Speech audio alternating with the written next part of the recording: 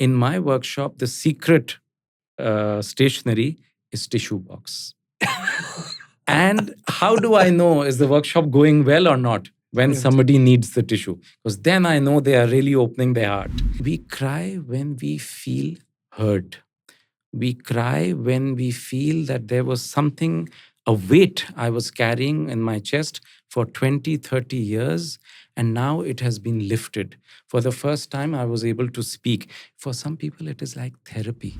The number one challenge is trying to help a leader who doesn't want to be helped. They will see the way you walk, the way you enter, your posture, and they will judge based on, shall I listen to him or I'll go back to my phone? Because now you're competing with, if I'm not as good as the TikTok, why should they listen to me?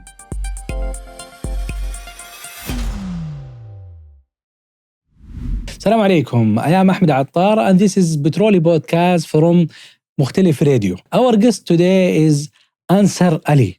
He's a coaching executive and global keynotes. Enjoy the episode. How do you see Jeddah? For me, Yes. in one word, Wahid, Baraka. 4 years I was here, so much Baraka, not only in money, in time, in health, everywhere. Also for me, it is all about age and stage. So I was younger and I just got married, first 4 years of marriage. And my eldest daughter, Zahra, spent 3 years here. So beautiful memories. MashaAllah. So that's why I think maybe I'm a little biased. But generally, for me, it is a very relaxed place. And also close to Makkah, Medina, all of that. But generally, the pace of life. And I was living in Al Shati near the sea.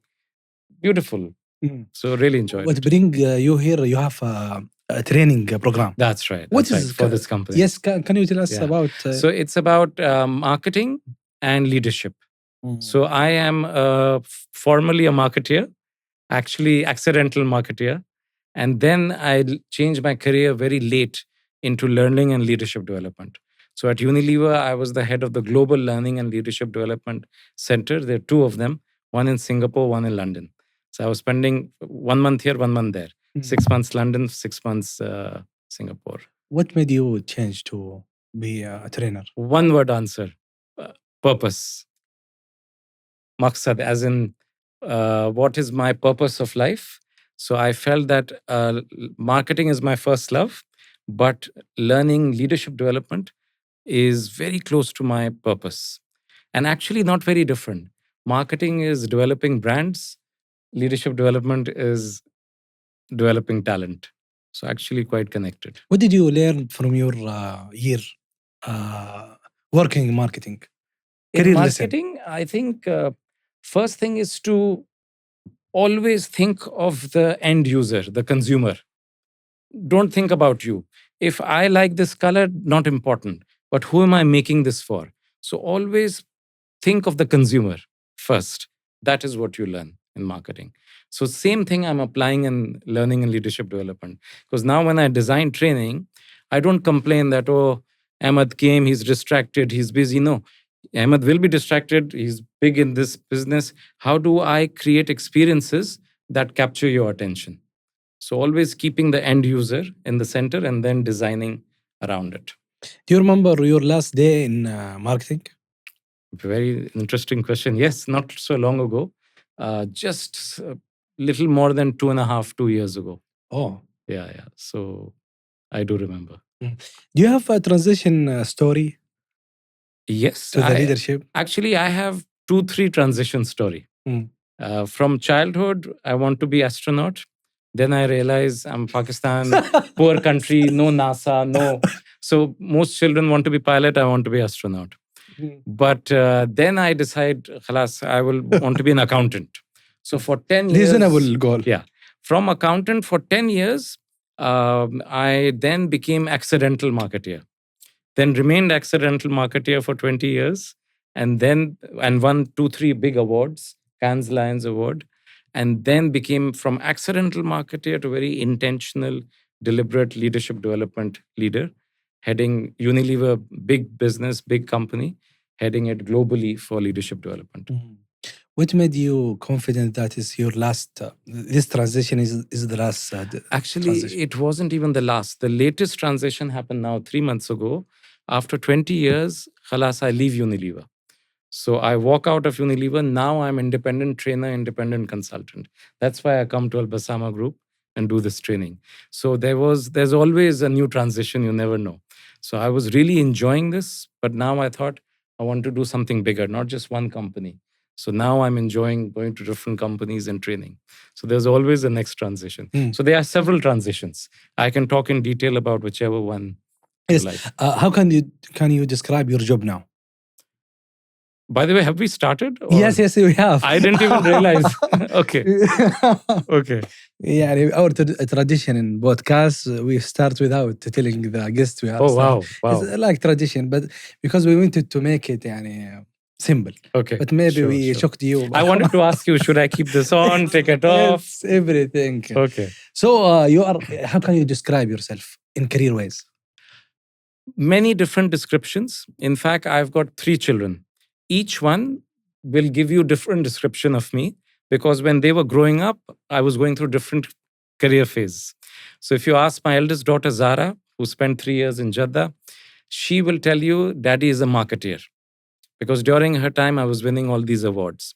My son, Hassan, will tell you, Daddy is a speaker. Because he goes to Russia, USA, South Korea, Singapore, and he's always on stage as a speaker in conferences.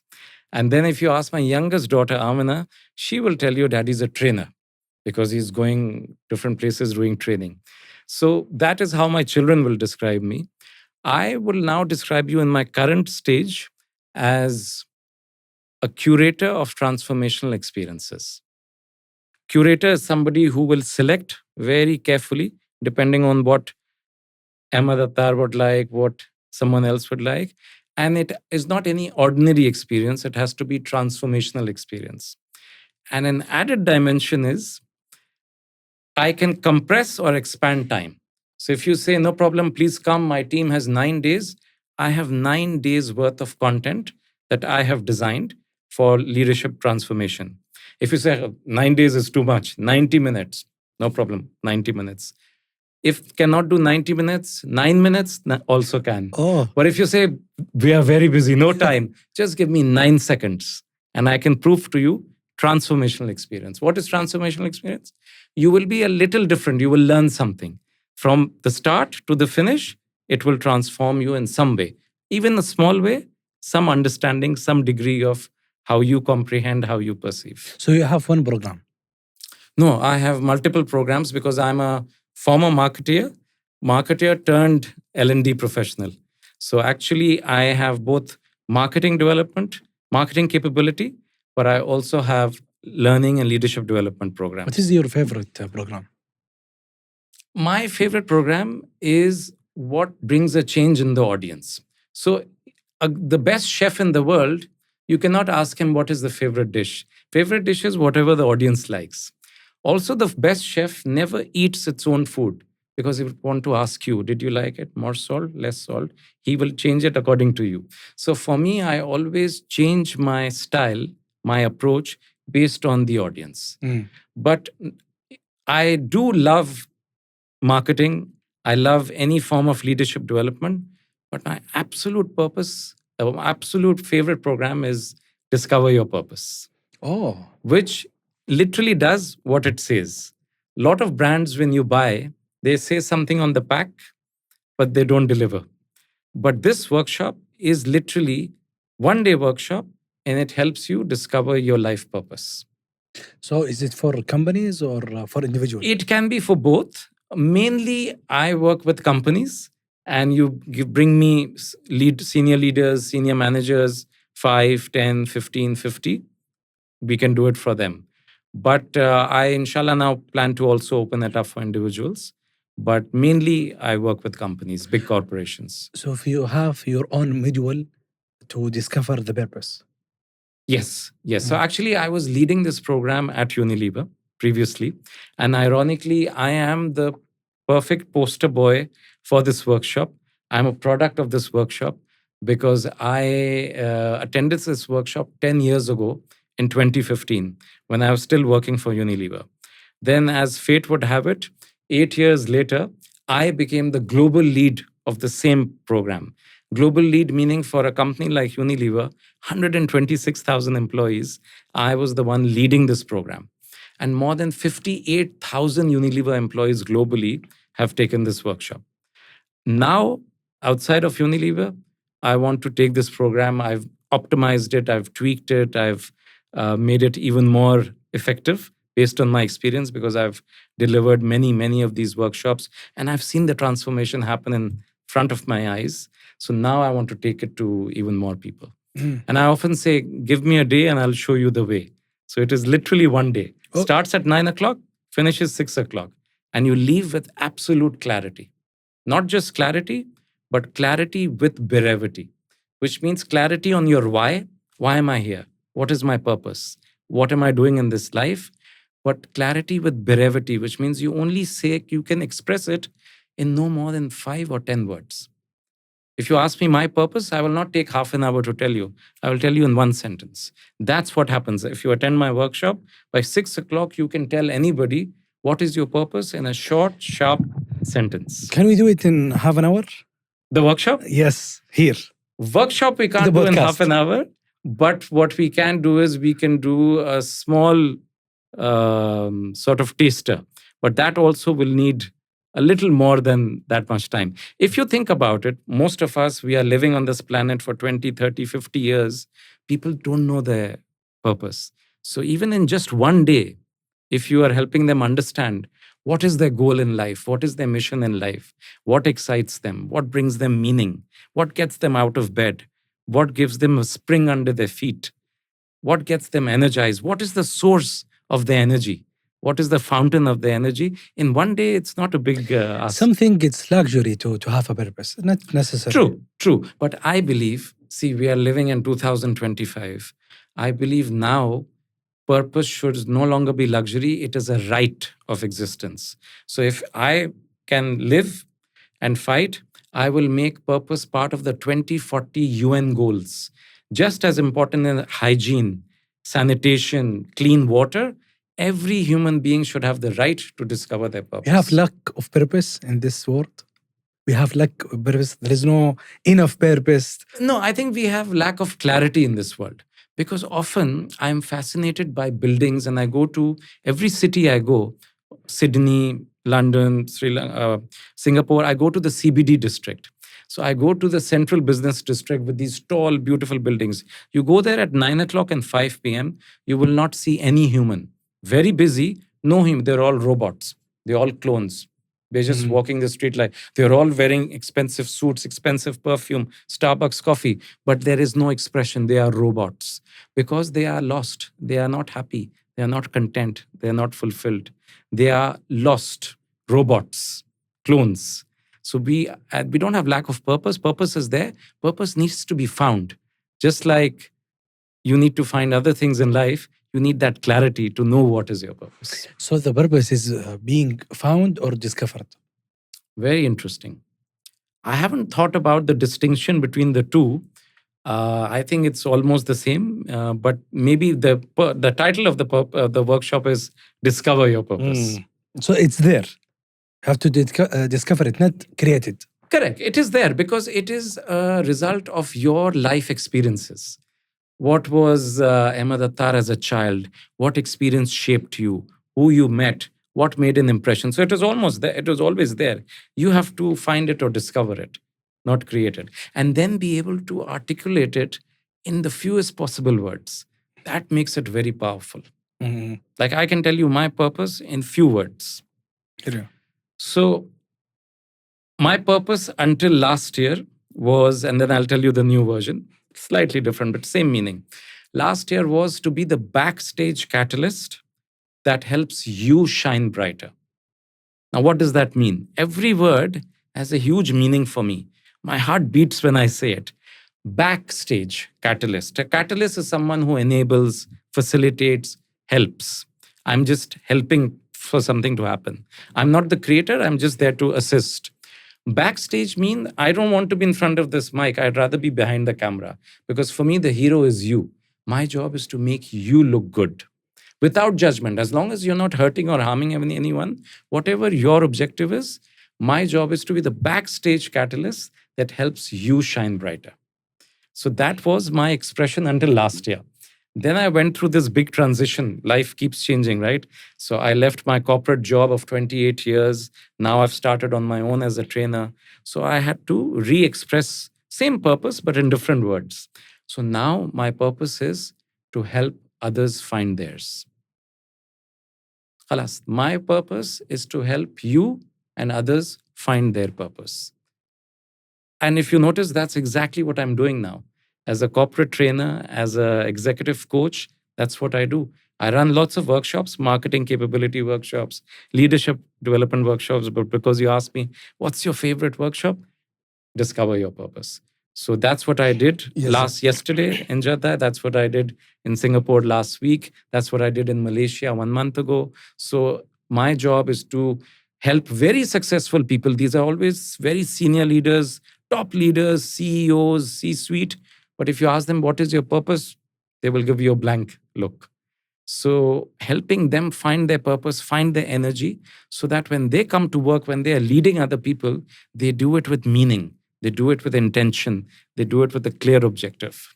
So I want to dig deep into the discovery process. What is the first step to discover my purpose? Okay. So this is based on the neuroscience of story sharing, not storytelling. And there's a difference. So first of all, it's a tried and tested, proven formula.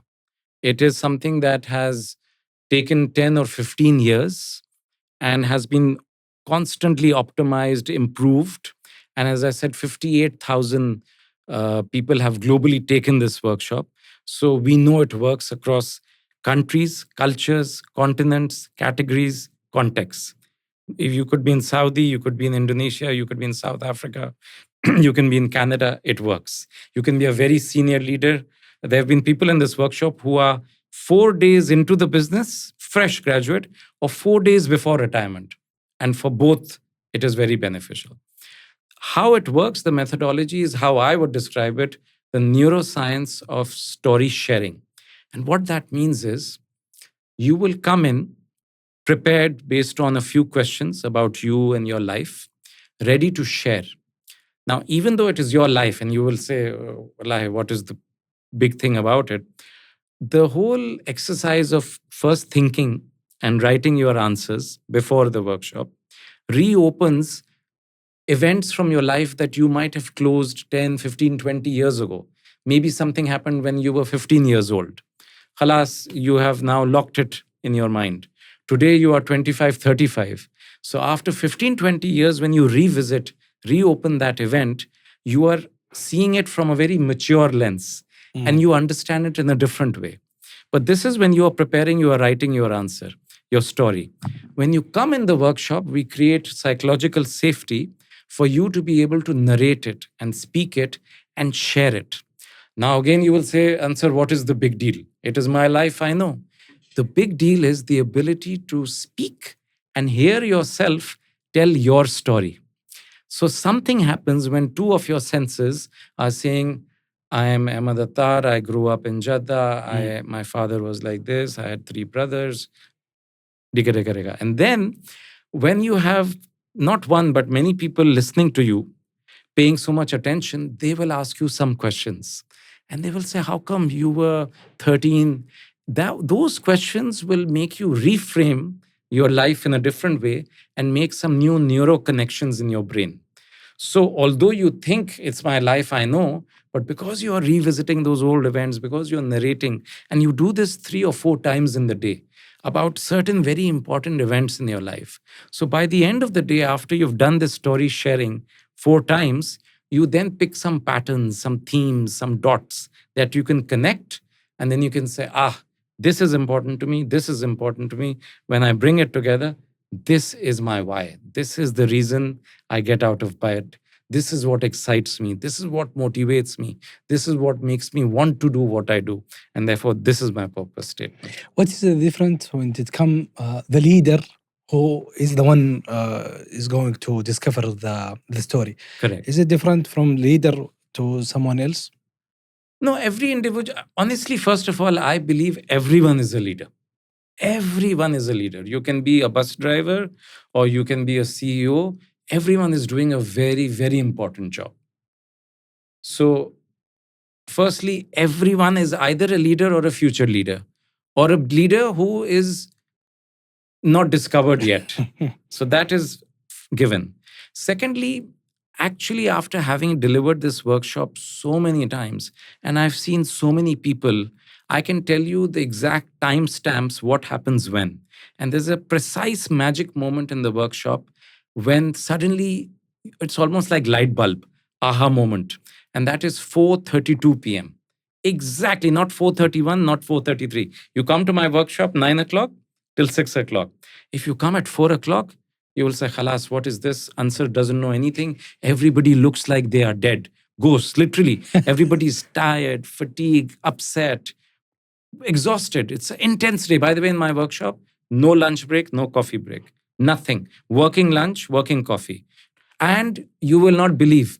In the morning, when I say this, people say, no, how is possible? We need break. Once the workshop starts, they don't want a break.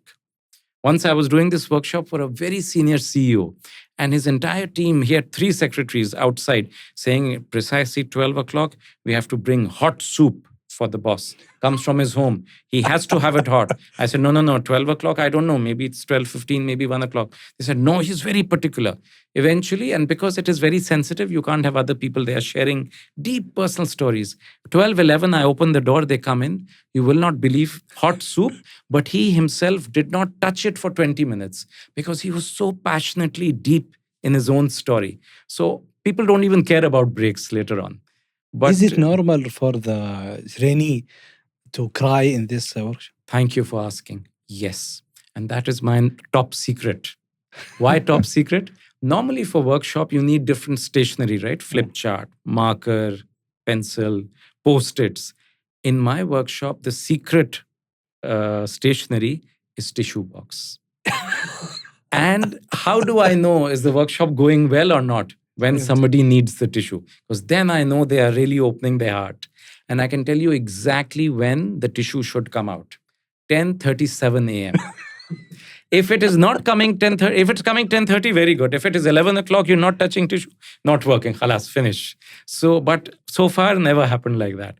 And this is the only thing that I never tell anyone. When I'm arranging this workshop, organizing with HR, big HR teams for 20, 30 leaders, I tell them lunch at this time, working lunch, we need, big screen, we need a mic, we need all those stationary items. But I never tell them about the tissue box. I quietly will go. This is the only thing I do. I go to the hotel manager and I say, I need to quietly. They say, okay, here, tissue. I say, no, don't give it to me. They will then notice. Quietly just go on every table, just leave it there. Nobody notices. But at 10:37, they need it. And that's when I know that this workshop is going. Why they cry? So not only do they cry, they get overcome with emotion. And these are all adults. These are very successful, strong leaders. But what happens is, because you will be amazed at the transformation that within 40 minutes of the workshop starting, you are meeting a stranger, and all of a sudden, I feel it's such a privilege that I get to know the deepest, darkest secrets and the deepest, darkest vulnerabilities of these leaders, because they are sharing very deep personal stories. The way the questions are constructed, the way I build psychological safety, because normally you won't just come and say, hi, Assalamu alaikum, I am Ahmed, and this is what my fear is, and where is the tissue? You will not do that. You will see only when you feel safe, when you feel I can talk, I can confide, I can share, I can open. So I have to create that psychological safety so that leaders can open up, throw off their mask, literally remove the mask, show what's there. So one of the tricks I do is, if you come in, if I ask you, let me ask you a question.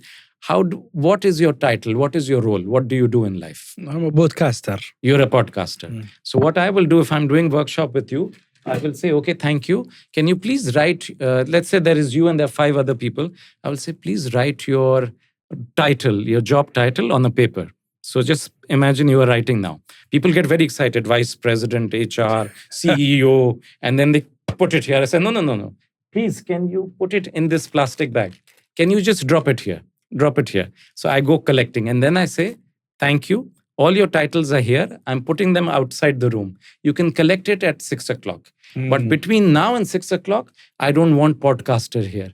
I want Ahmed Attar, the 15-year-old, 10-year-old, the original Ahmed Attar, without the mask, without the title.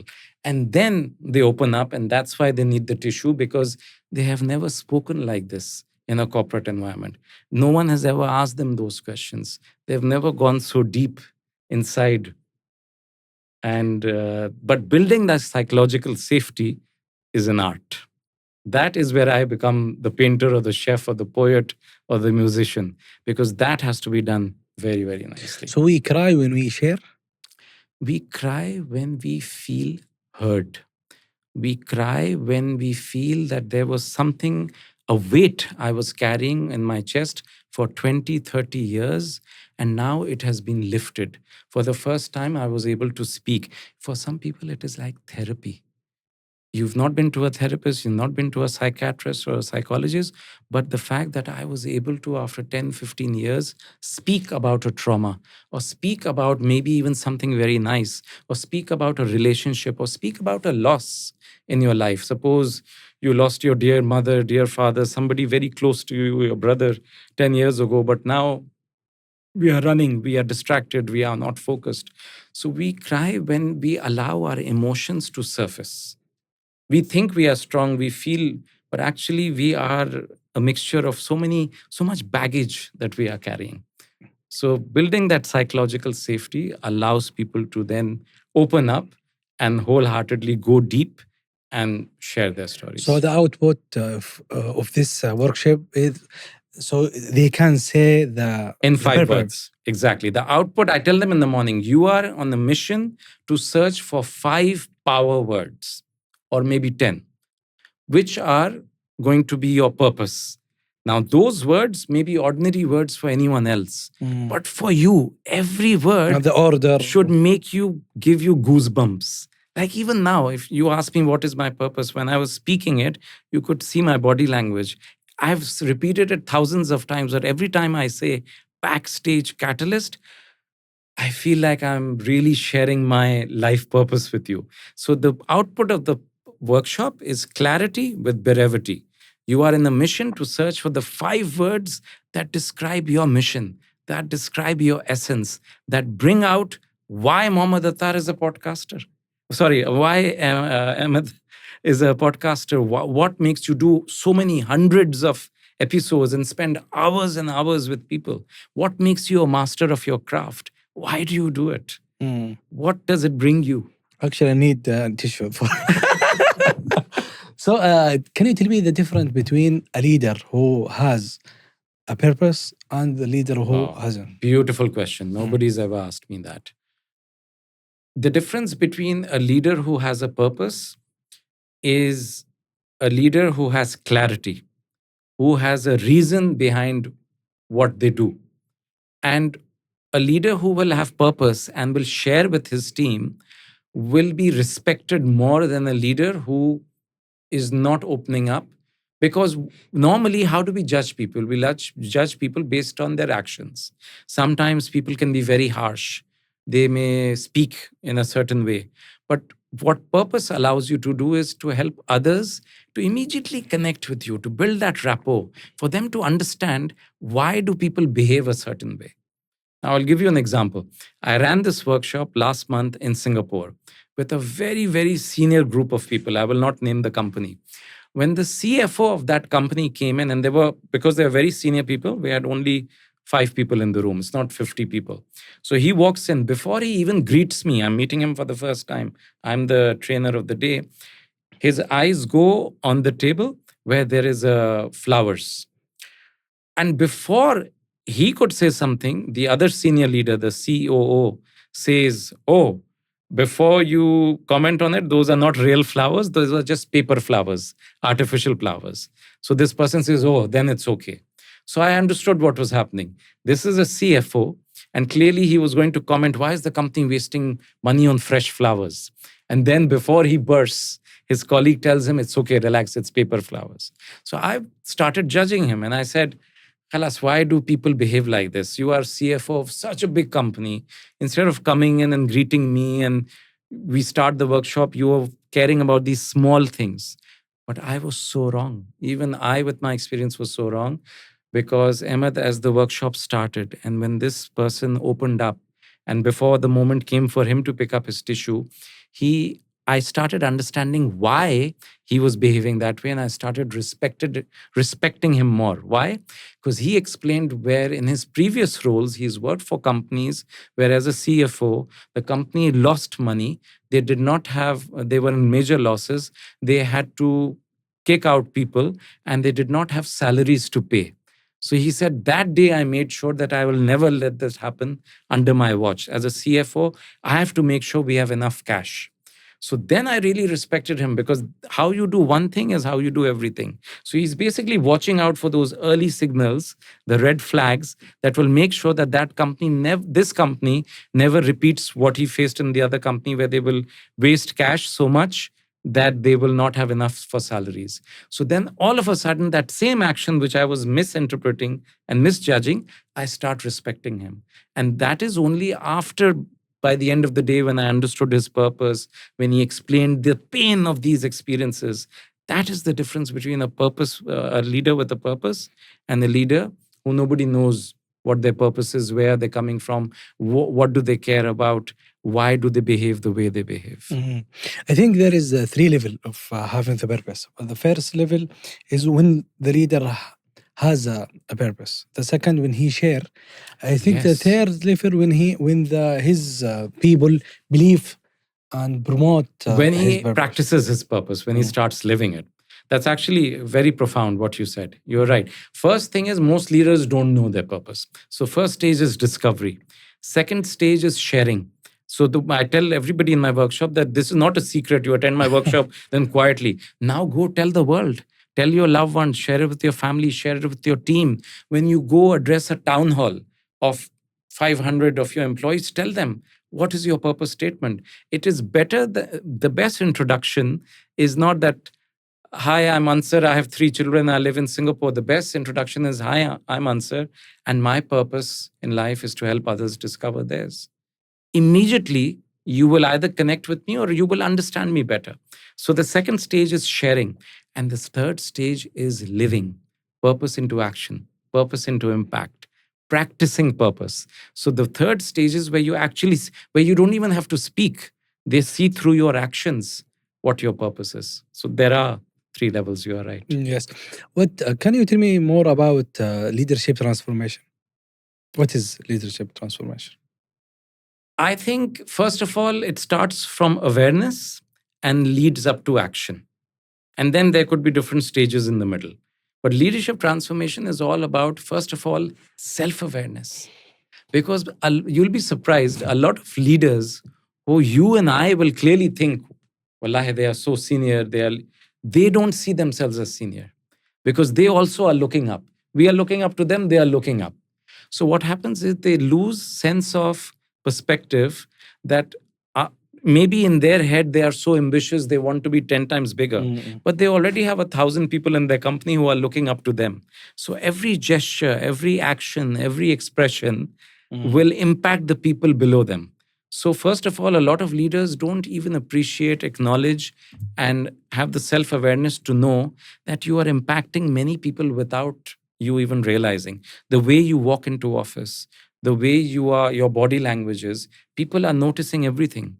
So it starts from self-awareness, and then it could lead up to, okay, what are my gaps? Where am I shortfalls? What am I doing too much of? What am I doing too less? Then there has to be some transformation, some action, so you can become a more holistic leader. Do you have a leader in your life that helped you a lot and you cannot forget? It's a great question. For most of my life, I have regretted not having a mentor.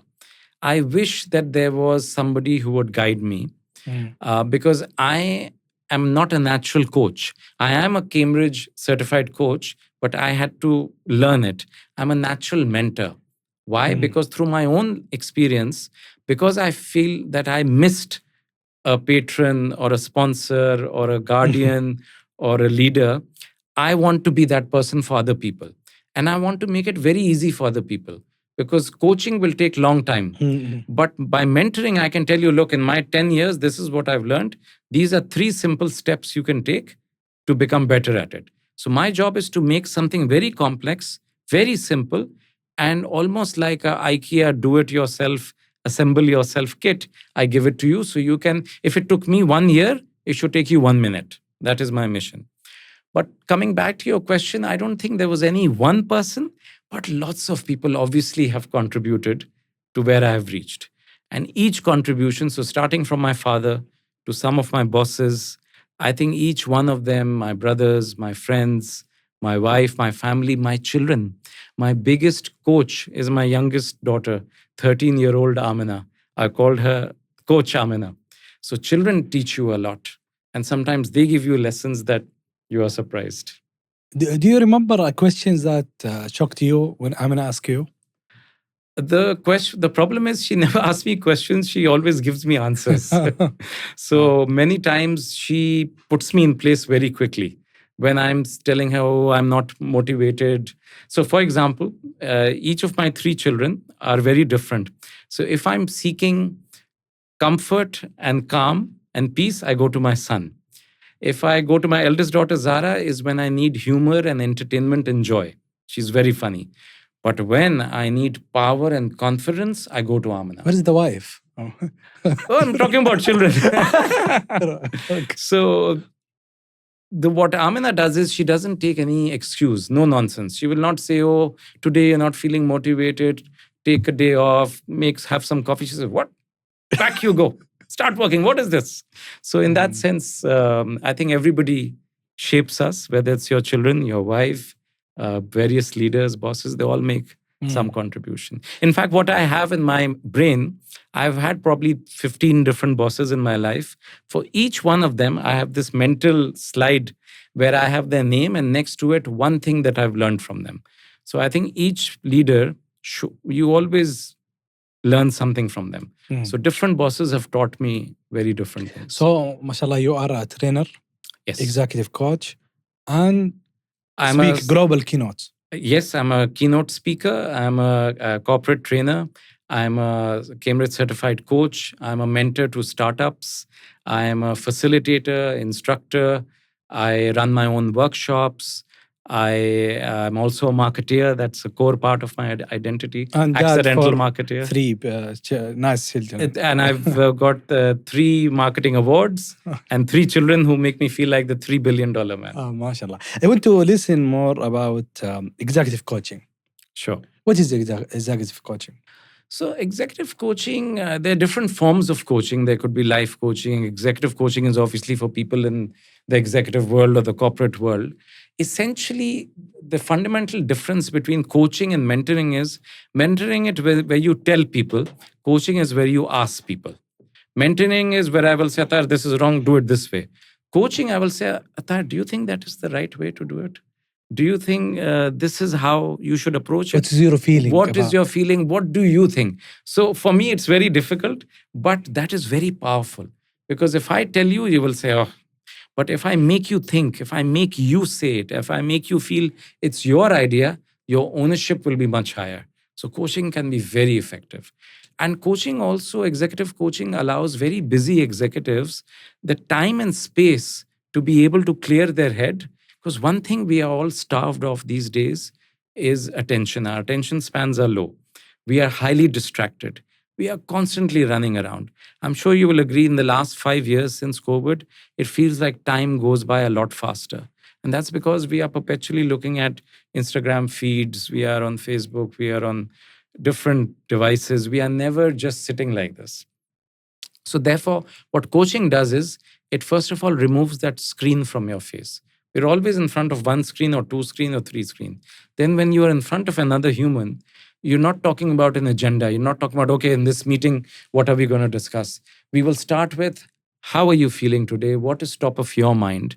What do you want to talk about?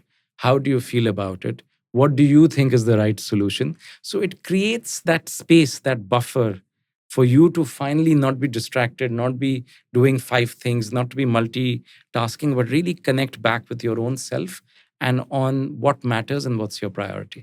From the executive coaching sessions, what is the most challenges that leadership face? The number one challenge is trying to help a leader who doesn't want to be helped. So the perception of coaching until recently and even today is that if you've been a bad boy or a bad girl, you are being sitting on the naughty step or the naughty corner, and coaching is an insult. Coaching is a punishment. So they think the perception is maybe I'm failing. Maybe this is one step before they kick me out, before they fire me. You think I need help? I don't need help. I'm a leader. What will this person teach me? So the first challenge is trying to help someone who doesn't want to be helped, who's seeing you with suspicion. Ahmed Attar walk in my office. Why? Why is he here? What does he want from me? Calls himself a coach? No, he's a podcaster. I know. He's probably interviewing. Where's the camera? So first is that doubt. So you have to build trust. And usually because it comes from HR, people are thinking, oh, there is something wrong I've done. So that's the first challenge.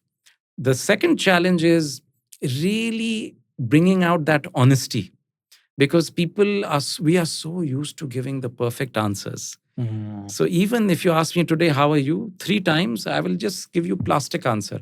Alhamdulillah, fine, I'm good, thank you, Chris. When you ask me the 4th time, only then I might say, actually, today's been a very long day for me. So really being able to connect to that honest leader and really ask them, how are you feeling? Are you okay? Is this more challenging than normal? So those are some of the initial challenges. Only then can you start improving something, when you know what is the problem we're trying to solve. But most leaders will pretend that we are perfectly fine. And actually they're not. The power of coaching is the questions.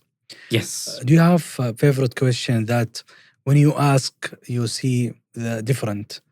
I think the best questions, I'll give you the principle, the open-ended questions, spontaneous questions, questions that don't automatically lead you somewhere.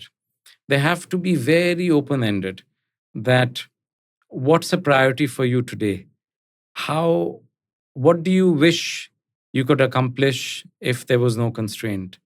It really depends on the context of who I'm helping, why I'm there, and also trying to understand where are they in their week and in their head.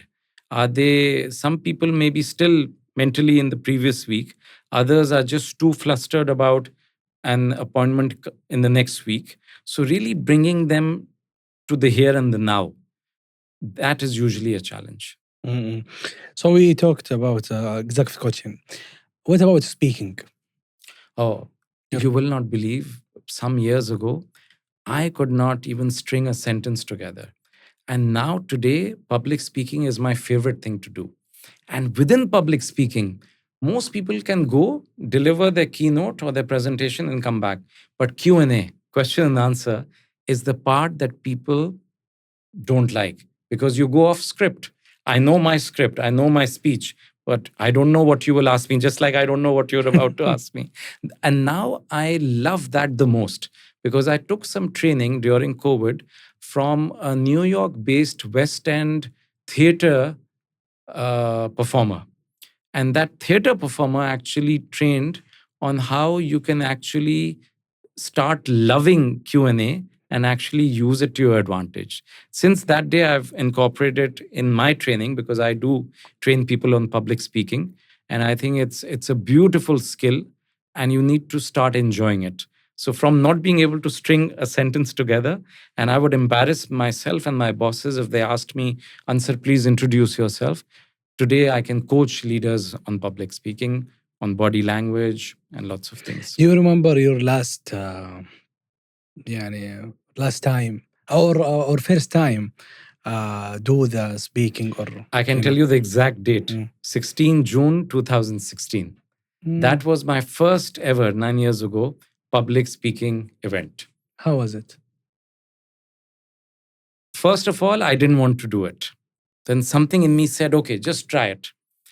What made me try it, even though there were 200 people in the room, I convinced myself that none of those 200 people know me.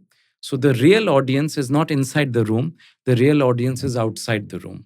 So that gave me a lot of comfort, because even if I make a fool of myself in front of 200 people, none of those 200 people know me.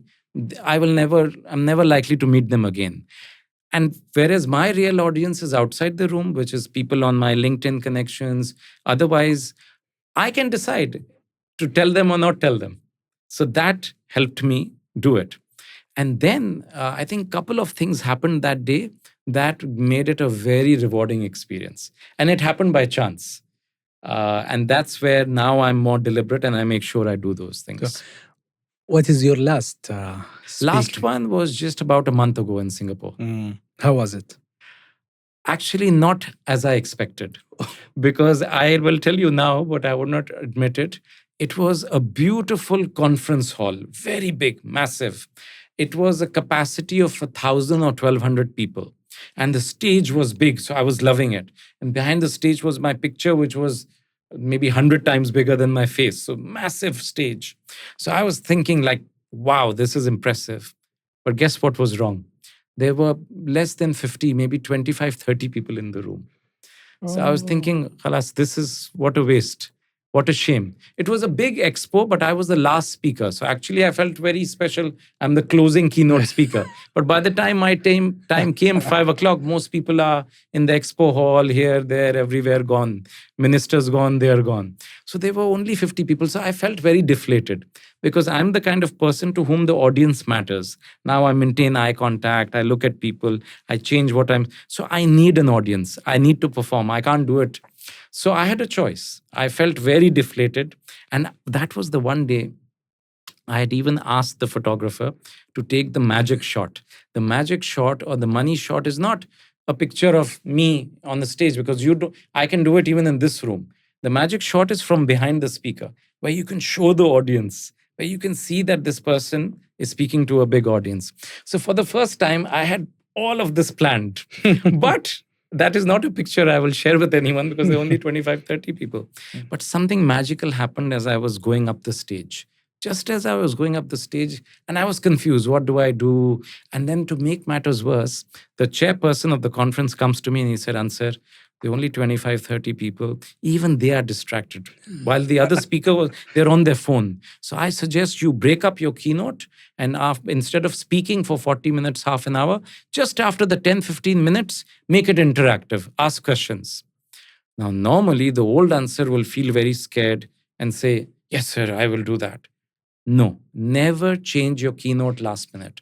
I said, no, I will not do that, because, first of all, they need to hear me speak before they ask me a question, right? How can I have come prepared 40 minutes, I have a full presentation. What will they ask me a question on? It'll be even worse. I speak for 10 minutes, I've hardly told you my story, and now I'm saying, can you ask me a question? And nobody's asking a question, and khalas, that's the end. So I said, no, I will not do that. Number two, when I went up, this is the magical part. I was thinking, what should I do? Shall I listen to him? Shall I break up? And then I decided, khalas, I will make this my best ever. And it became my best ever. Guess how? And then I'll proof to you why I'm saying, what is the proof? It became my best ever because I told myself again, there may be 25 people sitting here, doesn't matter. The money shot that the photographer takes, I will not show anyone. But I knew that they had 3 cameramen recording the whole thing, the video. So I said, I will do this best speech for everyone who's not in the room. Because once the recording is there, it'll go on YouTube, it can go to everyone. So if you're watching on your screen, you don't care who's sitting in the audience. So as long as I'm really giving it the best performance and it is recorded, it will be there for prosperity. So I just imagine, I didn't look at the audience. I just felt like I have to give this my best one.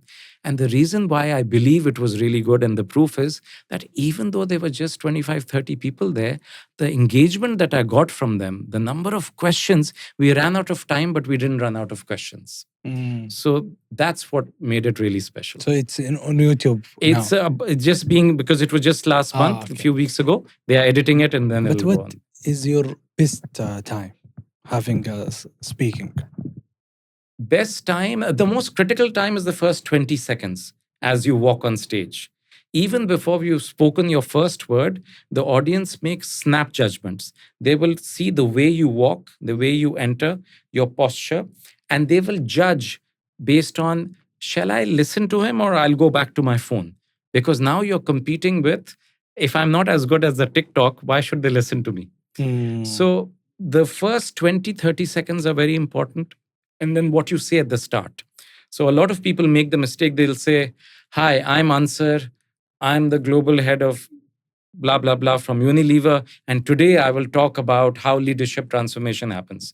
This is the worst beginning because all of this they know already. There is a published agenda, there's a program. Usually you've been introduced. There is a slide behind you that has your name, your title, everything. So why would you repeat it? That is the most silly thing. Even on YouTube, people forget that there's a thumbnail and then they start by saying whatever. So you need to start in a dramatic way. You have to just remember one thing. Why should the audience care? Whatever you say, hello, I'm really excited. A lot of speakers talk about themselves. I'm so happy to be here. Good morning, Singapore. Why should I care if you're happy? Tell me something that I should care about as an audience. So I always say before you speak, before you go on stage, as a public speaker, kill yourself before you go on stage. Kill yourself before you go on stage, meaning kill your ego. You are here to serve. You know why some people are nervous? I was also nervous. You are nervous because you're self-conscious. The fact is, you don't matter. You are here to serve the audience. The moment you understand that, the moment you don't care about what you're wearing, how you're looking, you are thinking of the audience. You're thinking of these people. Who are these people who are in this room? What do they care about? How can I serve them? How can I give them value? That's why you need to kill your ego and yourself and go there to serve the audience. Actually, I have a belief that most of conference keynote is useless. No one listen, actually. You're very true. Very true. So in fact, I wrote a LinkedIn post 3 weeks ago about the same conference where I start by saying conferences are boring and a waste of time. And below that is my own picture of speaking there. But then I say I don't agree because it is up to us how we curate the conference experience for ourselves. And then I've shared 5 or 6 ways how I made that conference the best conference that I could have had. By pre-connecting with other speakers before the event, by pre-scheduling meetings in breaks, by pre-curating in that expo where I would go, by pre-deciding which speech I will listen to. So if you do all of that, then you can make conferences more everything interesting. is interested around the conference, but the conference itself is always boring. True. And that's because a lot of speakers are not coming there with the intention of sharing knowledge or making it useful. They're coming there to brag. They're coming there to talk about themselves. Why should anyone care? How can I become a global speaker? Let's start with the why. Why would you want to do that? Because if your why is strong, the how is easy. I want to share my story. Why do you want to do it global? Why is global Because important? global. كده. It'll make you feel better or because you are reaching a bigger audience? Reaching a bigger audience. So that is nice because you're saying I want to spread my knowledge or my sharing across cultures. The how then is dependent on what you're going to share. Because based on what your topic is, we will look at the audiences. You have to fish where the fish are, right? So we will then look at occasions, locations, and those moments where people will be receptive to your message. You can't just randomly go somewhere and stand and start talking. You have to find the right audience. So which is the right place, which is the right time, and which is the right method. Maybe it is not about speaking. Maybe it's about showing. Maybe it is training. Maybe it's workshop. Maybe it's a demo. If the whole why is I want to spread my voice and my message, it could be speaking. It could be something else. It could be podcast. I have only last question. What is the most important skill that every leader must have? So very simply, if you are a young leader, future leader, just started, self-belief. Very important. Why? Because for yourself, you are young, you are ambitious, but sometimes you start doubting, will I ever reach there? This is taking so long. I'm still not Mudir. Have the belief. Also, sometimes they start behaving not nicely.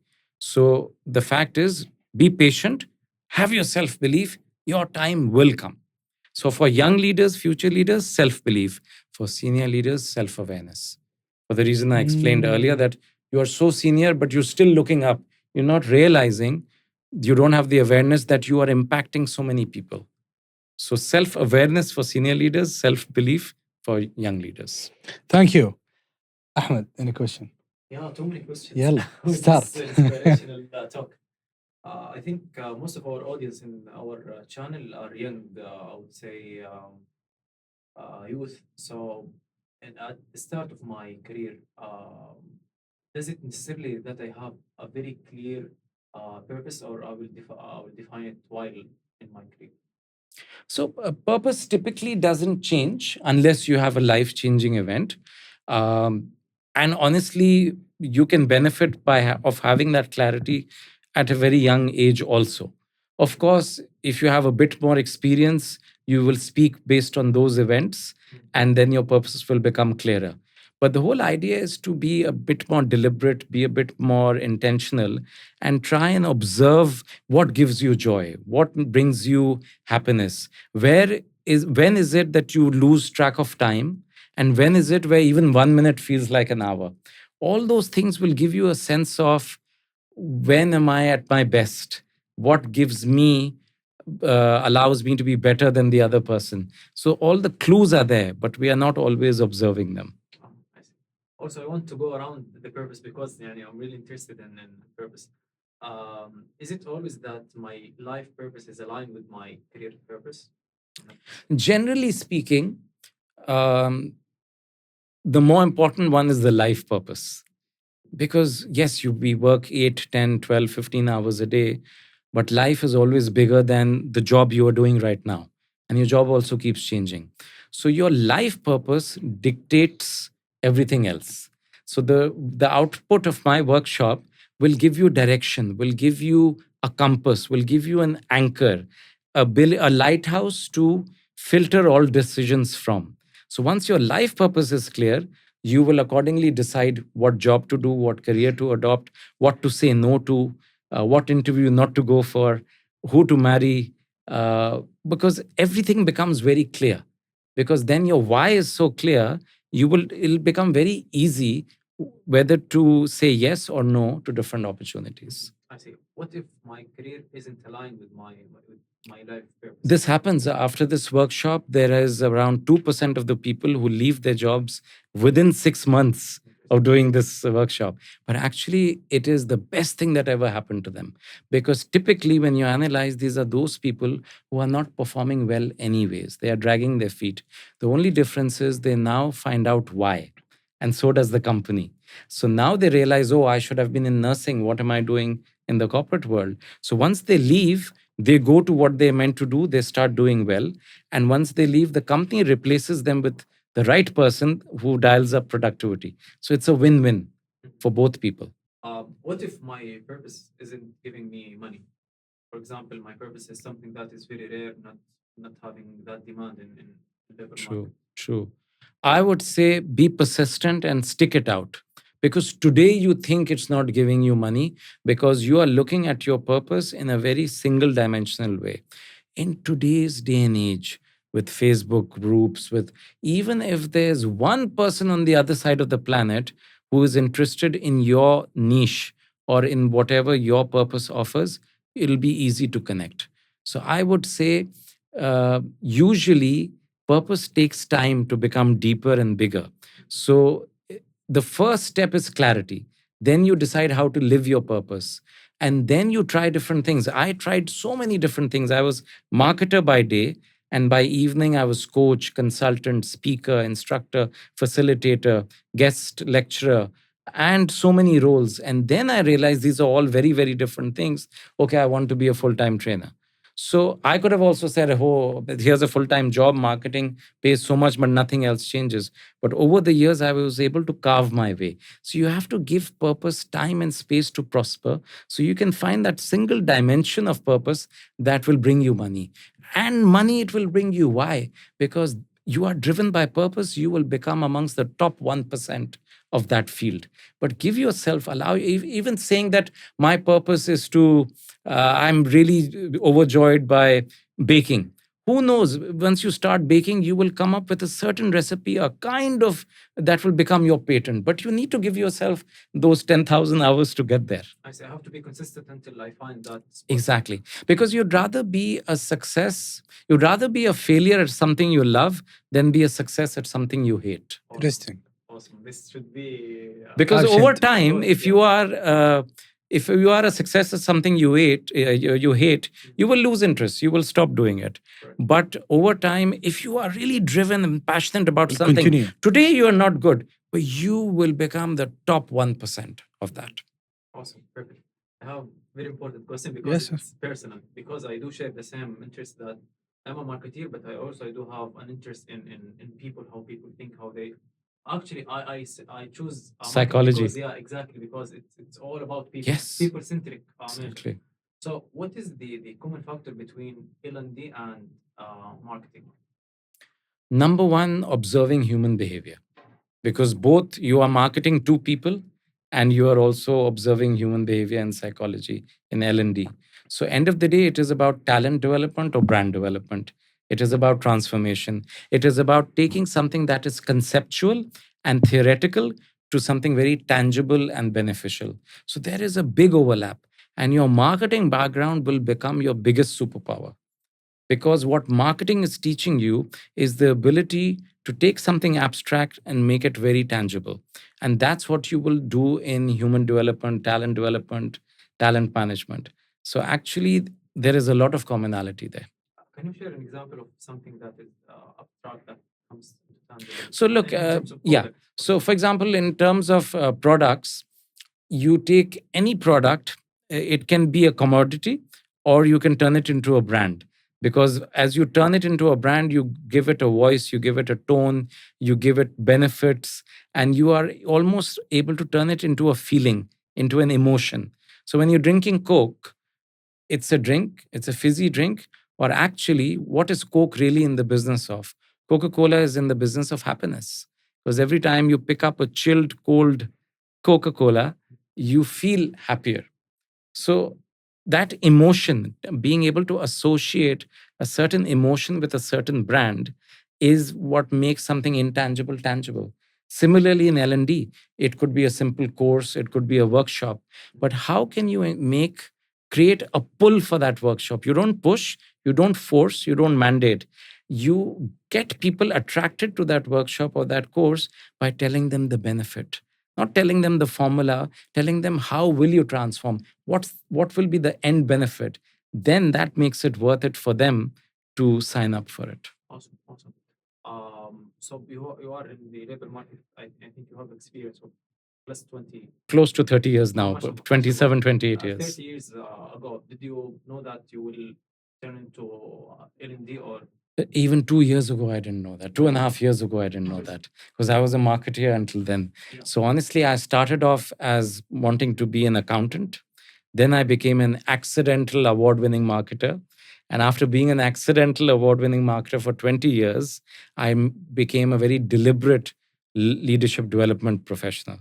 So I could have never guessed this happened, but really just allowing yourself the space to observe what makes you happy and where is it that you add more value than others, and then making those shifts. So the purpose workshop gave me clarity. Then I got conviction after trying lots of different things, being a speaker, facilitator, trainer. And then in the end, after clarity and conviction, you still need courage. What do I mean? Imagine you want to do a tandem skydive. You go on a helicopter, 10,000 feet. You've been preparing. You've been psychologically telling yourself. But at that last moment, when you're standing on the edge of the aeroplane wanting to jump, you need someone behind you to push. Exactly. Or you need that courage. Yeah. So you need clarity, you need conviction, but you also need courage. So I could not have guessed that I would have become this.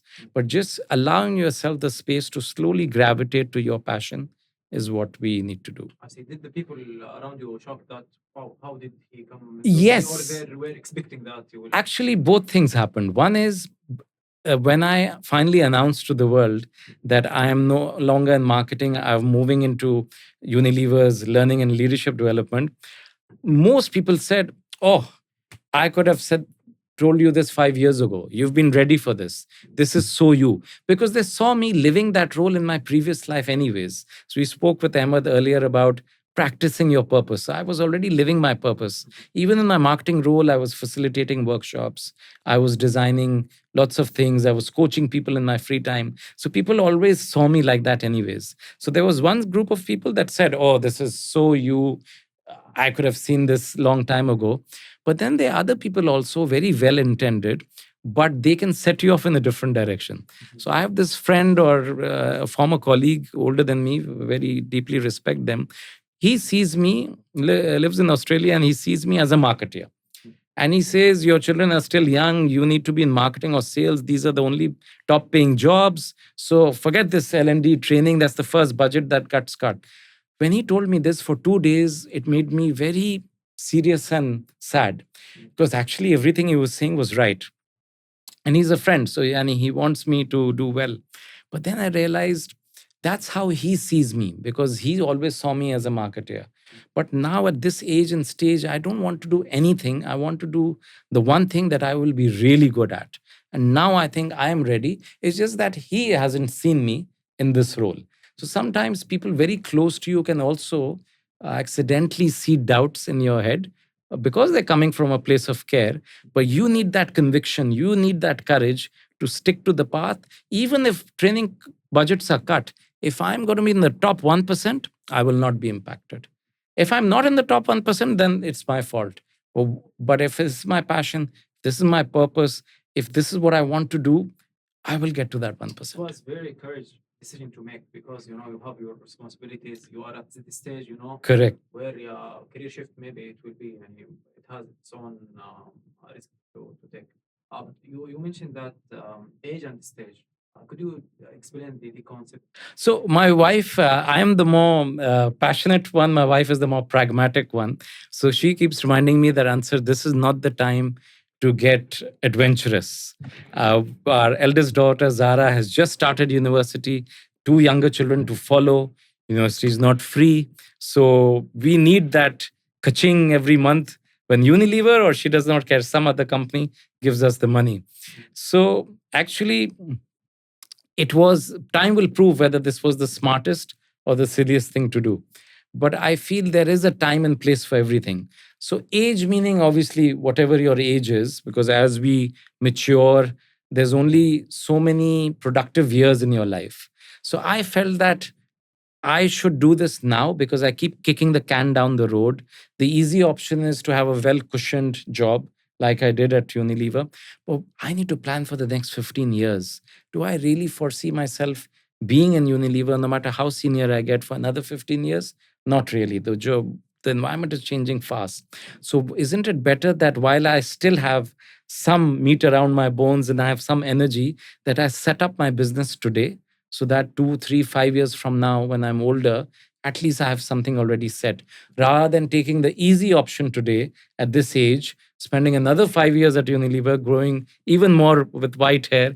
At that stage, it will be very difficult to start from scratch. So that's the age part.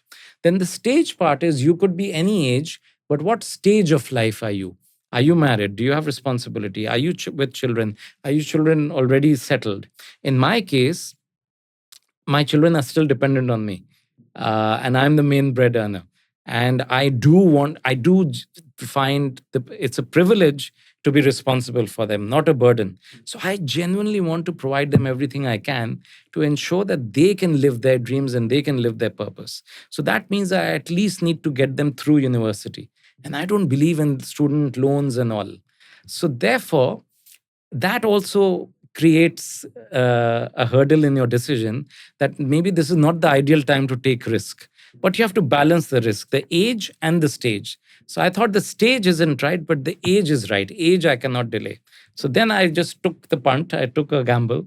And let's see. I mean, the training is what's brought me to Jeddah. And I hope, inshallah, it's working. I hope so. Yeah, Still early hopefully. days, but I hope it will. Interesting. Well, Oh. yeah, I have. Regarding the age and stage, for the age from 20 to 25, what is the stage? What is the focus for us as the youth in this? You are on the runway. You are getting ready to take flight. You have spent your life going through school, high school, college, university to finally get to the runway. And this is your launch pad. You just need to decide right or left, which direction am I going? But you'd really, at that stage, you're wearing what you need to wear. It's a time to buckle up and fly and take flight. That is the Even stage. if the destination is not clear. Well, the thing is, if it should be clear, At every you stage. you hope that destination meaning your choice of career or Yeah. whatever. But if it is not clear by that age, not doing will not make it any clearer. So you have to start somewhere. Either some people are very sharp, very clear on what they want to do. But for those who are not, you have to start somewhere. So at the age of 20 to 25, it's all about hustling. It's really trying as many different things as you can. Ideally, if you talk about the corporate world, select a management training program that exposes you to different functions. Every few weeks or months, you're working in a different department. So you see what HR does, what supply chain does, what sales does, what marketing does, what finance does. So it's all about widening your exposure, seeing more countries, more categories, more companies, which will then help you decide which is the best environment for you. Some people start from consulting and realize, oh, it's not what I thought. I wanted to go in accountancy and I hated it from day one because I'm all about creativity, not about templates and frameworks. No disrespect for Yeah. people who are really good at it. I'm just not made that way. But had I not experienced it, I would have not known what it is.